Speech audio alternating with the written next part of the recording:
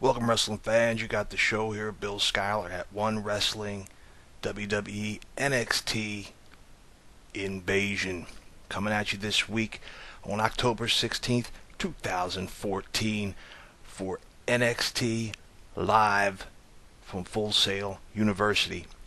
First off, I want to give a shout out to my Can-Am Wrestling compadres and fellow One Wrestling reporters Andre, Corbeil, and Big Ray, as this Saturday night, the 50th show of Can-Am Wrestling is coming at you with the one, the only Mr. GMSI, Brian Cage, as the special guest. Andre _ Corbeil and Big Ray's show. You could find them on Twitter and on YouTube. I also want to give a shout out to my One Wrestling Goes Old School partner, Billy Ray Valentine. You can follow him at Billy Ray Hustle on Twitter. He is the prince of the podcast at the PW Hustle. And you can find that on iTunes and Podbean. We start out this week with Baron Corbin coming out facing a young Elias Sampson. And in approximately a 12-second match, Baron Corbin would pin the unfortunate Sampson via the fall of man.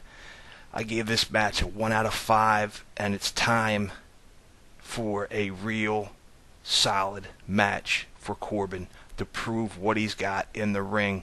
These 10-second, 12-second, 30-second matches, yeah, they're impressive, but I want to see what he's really got in the ring.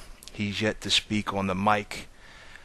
This guy either needs a manager to speak for him, to give me something, and leave the fans something to look forward to other than his devastation of guys of lesser talent than him. Let's see him go up against a Rusev or even a Titus O'Neil who has been poking around in NXT, and see how well Baron Corbin does against talent with that much extra skill. We then have a Sami Zayn promo about his road to redemption, how he's tired of losing, and as he's going on about not wanting to apologize anymore to the fans about not being able to pull out that big win, Tyson Kidd makes his way down the ramp sporting a Sami Zayn t-shirt. And the two of them went back and forth with a little verbal kung fu, if you will, putting each other down, one against the other, and this turned itself into becoming our main event for tonight, would be Sami Zayn versus Tyson Kidd, to see if the road to redemption actually gets started tonight, or if it ends with a roadblock by the name of Tyson Kidd. We then had a non-title tag match. The champions, the Lucha Dragons, going up against Blake and Murphy. Great tag team match. Very surprised this is the first I'm seeing Blake and Murphy together as a tag team, and they went up extremely well against the champions, the Lucha Dragons. Both teams working excellent tag in and outs, tremendous spots throughout the match. Lucha Dragons are a great tag team here in NXT. Sin Cara, a.k.a. Hunico, is not my ultimate pick of who I would have placed under the mask, but KALISTO more than makes up for it, and this Sin Cara is basically not the original Sin Cara, thereby he is a bigger man, he is a stronger man, gives them that extra strength that they would not have had prior with the smaller wrestler. Sin Cara secured the pin via a top rope sunset bomb, garnering the 1, the 2, and the 3. And then we had another non-title match as a women's champion.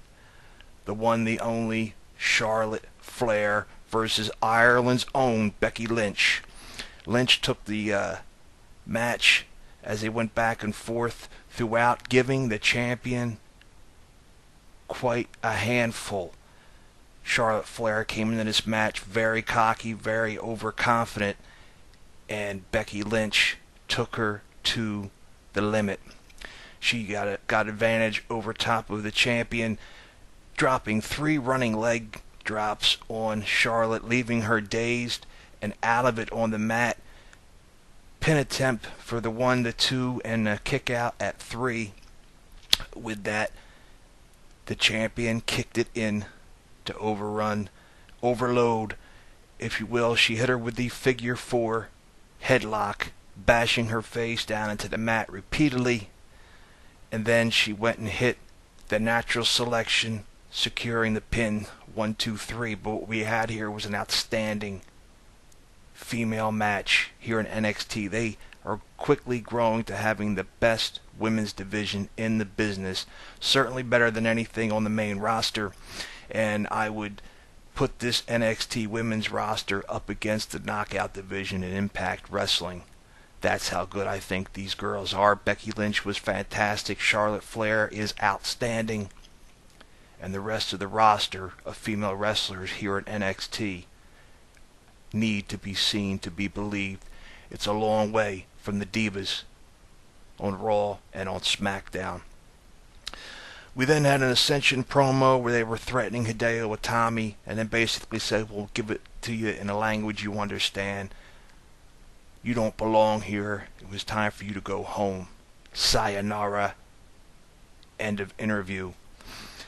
Then we have a tag team match of the Legionnaires. Sylvester Lefort and Marcus Louis against Enzo Amore and Big Cass. Big Cass and Enzo coming out on the mic, doing it like they always do. The crowd eating out of their hands. Again, these guys are the best NXT has on the microphone right now. They're actually one of the best talkers in the WWE right now. But it's in the ring is where the problem is. And we get that covered up here by NXT in a non-contest, whereas Louis comes into the match, gets it handed to him, and as he goes out tagging Lefort to come in, Lefort accidentally grabs the wig. That's right, he's still sporting that Kurt Angle wrestling helmet with the false wig to cover his bald head. And as it came off and he realized he was shown to be bald in front of the cameras, he completely lost it and beat down his partner, Sylvester Lefort, taking him outside to the ramp, throwing him a severe beating, and taking him all the way to the back. Big Cass announces that he thinks it's time that they have enough time for another match. And with that, they call out Old Blue Pants. Who's Old Blue Pants? Old Blue Pants is some chick that's been hanging around in the back. And they said they want her out here now. And it turns out that Old Blue Pants is Leva Bates, if I'm recalling the name correctly and saying it right, from the Indies, an outstanding female wrestler. And then Carmella comes out to her music and her new look and takes it to Old Blue Pants. Tough and hard, quick match, submission, wins the hold with a head scissors and a arm bar type of move. Something new from Carmella to use in getting the submission win and making a quite the debut here in NXT. We had Adrian Neville popping out in an interview about the match he has next week against Titus O'Neil for the NXT title. Adrian Neville says he is tired of these guys coming in from the main rosters, coming down expecting everyone to lay down before them and not give them a fight. He guarantees that he will have the title at the end of that match next week in the main event. Adrian Neville against Titus O'Neil next week on NXT. And then we have our main event of the evening, Sami Zayn versus Tyson Kidd. It's a slow start, both men feeling each other out. Kidd and Zayn finally start heating it up. The crowd gets behind Sami, chanting "Ole, Ole," and going against Tyson Kidd, chanting "Tyson Chicken, Tyson Chicken." All kinds of great moves, all kinds of crazy spots. Everyone gets their signatures in. the match had everything to it, but something just wasn't right with the match. I wasn't feeling it. It wasn't jiving right. I don't know if the chemistry is not really there in the ring between Tyson Kidd and Sami Zayn. Unfortunately, that does happen at times, where guys are just not in the same frame of mind, or they just don't gel right, and that's what we got going on with this match. And I'm hoping that either they get that together if they're going to have these guys continue to feud, or end this feud now, so I don't have to sit through a match with this where you're just waiting for something big to happen. And although we did get a great spot with Sami Zayn working his way out of the sharpshooter, he then hit a exploder suplex into the turnbuckle, knocking Kidd out of it, and then following that up with a Yakuza kick, getting the 1, the 2, and the 3. And yes, your winner and the man on the road to redemption, Sami Zayn, garners the win against Tyson Kidd. Tyson Kidd is up on the walk to the ramp to the back, completely and utterly defeated and looking disgusted with himself. And such ends this week's NXT. It was not one of the best NXTs I have seen. It is still better in its 1 hour than the 3 hours of Raw or the 2 hours of SmackDown, as far as I'm concerned. I love the feel of it. It's like old school wrestling with the old TBS type of feel, for just that magic that's there for these guys that are young, they're hungry, and they're looking to make their move into becoming superstars of the future. And let's face it, the time is now, as that upper roster is being depleted through injuries and retirements. Guys need to make their name, and make it now, to get that spot in moving up to the main roster. Wrestling news out for NXT is the Ascension apparently is moving up to that main roster, because they have cast them into the toy market. Ascension action figures coming out before Christmas. Obviously, there are no NXT superstars in the toy market, so this definitely shows signs that the Ascension will be leaving NXT and heading to that main roster after concluding this brief feud with Hideo Itami. And some unfortunate news, as Pro Wrestling Guerrilla Southern California superstar Willie Mack, who had signed a deal with NXT and had yet to appear on camera, was suddenly released this past week with no explanation as of why. It's a big loss for NXT. Willie Mack would have been a great hit, in my opinion, from the gate. He'd have done very well on NXT. It's a bad move and a bad look for the WWE, as they're already under fire for their possible racial connotations involved in who they're booking and who gets the wins and who doesn't, and who gets pushed and who does not. And Willie Mack is a African American wrestler, and it just, in my eyes, is not a good time for them to have just cut the guy loose without him even doing one show on NXT television. And apparently Alex Riley will be leaving his broadcasting duties behind and returning to the squared circle.